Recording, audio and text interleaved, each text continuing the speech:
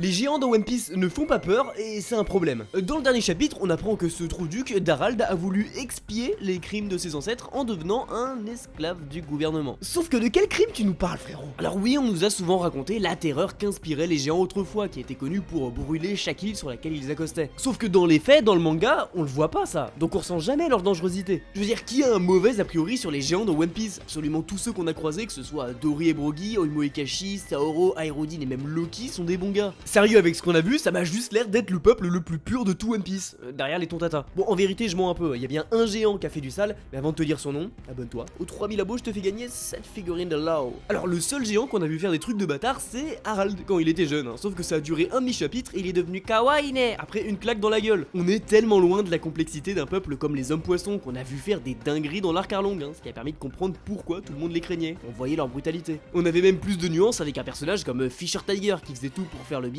tout en ayant un démon et une haine en lui qu'il essayait de combattre. Les géants à côté, on a l'impression qu'ils sont tous gentils et s'il y en a un qui l'est un peu moins, on lui met une claque dans la gueule et on lui parle de Nika et c'est bon. Donc j'espère vraiment qu'Oda va montrer les trucs de bâtard qu'ils ont fait parce que pour l'instant, j'ai que de la sympathie pour eux.